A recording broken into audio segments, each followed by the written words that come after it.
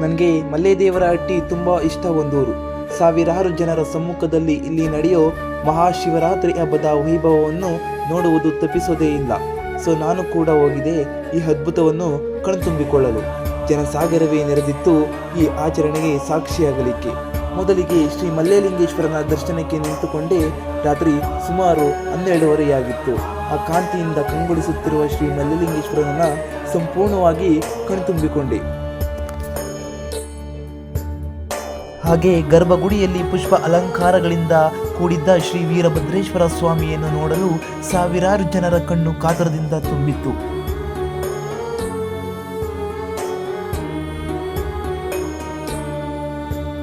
ಶ್ರೀ ವೀರಭದ್ರೇಶ್ವರನನ್ನು ಗರ್ಭಗುಡಿಯಿಂದ ಆಚೆ ತಂದ ಮೇಲೆ ಉತ್ಸವ ಪ್ರಾರಂಭವಾಯಿತು.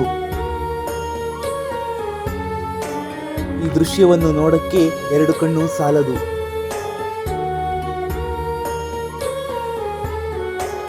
ರಾಜ ಬೀದಿಯಲ್ಲಿ ತೆರಳಿದ್ದ ಒಂಬಾಳೆ ಹೂವುಗಳಿಂದ ಕೂಡಿದ್ದ ಜಗನ್ಜ್ಯೋತಿ ಉತ್ಸವವನ್ನು ನೆರವೇರಿಸಲಾಗಿತ್ತು.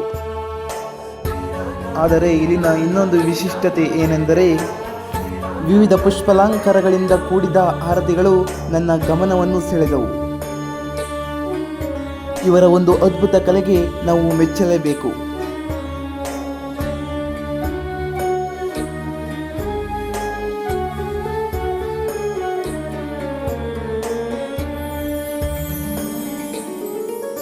ಇಲ್ಲಿನ ವೈಭವ ಬಹಳ ಆಕರ್ಷಣೀಯವಾಗಿತ್ತು. ಹಾಗೆ ಜಾತ್ರೆ ಉತ್ಸವಗಳಲ್ಲಿ ದೇವರು ಅದೆಷ್ಟೋ ಜನರ ಬದುಕನ್ನು ಬೆಳಗುತ್ತಾನೆ. ಫಾಲೋ ಮಾಡ್ಕೊಳ್ಳಿ, ಸಾಗ್ತೀನಿ ಹೀಗೆ ಮುಂದೆ ಇನ್ನಷ್ಟು ಕಥೆಗಳನ್ನು ನಿಮ್ಮ ಮುಂದೆ ತರಲು.